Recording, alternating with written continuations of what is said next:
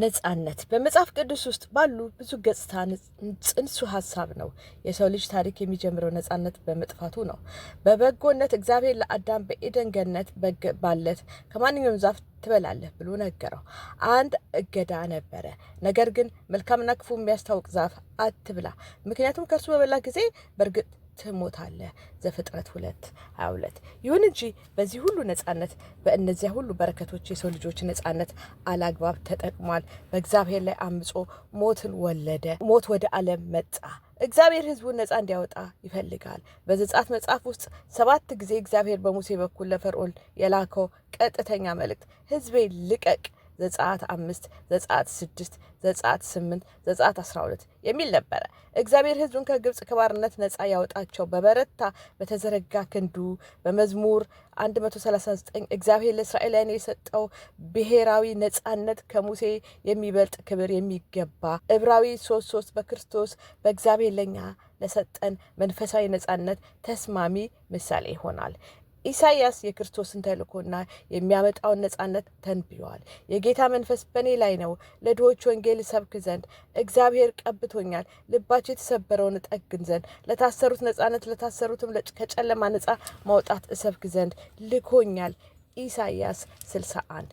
ኢየሱስ ነጻ ያወጣቸው በእርግጥ ነጻ ናቸው። ዮሐንስ 8:26 በእግዚአብሔር ፈጽሞ አይኮነኑም። ይህ ከኃጢአት ቅጣት ነጻ መውጣት የሚለው ሀሳብ የሙሴ ሕግ ለማሟላት ጥረት ላደረጉ ሰዎች ጆሮ የሚሆን ሙዚቃ መሆን አለበት።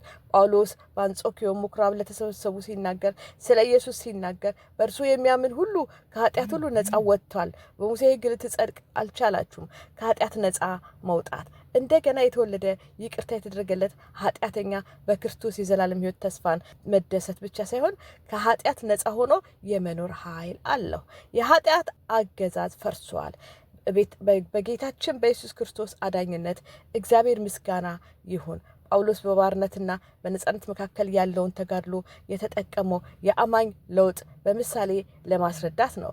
በኃጢአት የሚገዛው ስጋ ይሻር ዘንድ አሮጌ ሰዋችን ከእርሱ ጋር እንደተሰቀለ እናውቃለን። ከእንግዲህ የኃጢአት ባሪያዎች አንሆንም፣ ምክንያቱም የሞት ሁሉ ከኃጢአት አርነት ወጥቷል። ኃጢአታችን በክርስቶስ ላይ ተቆጠረ፣ የክርስቶስ ጽድቅ በእኛ ላይ ተቆጠረ።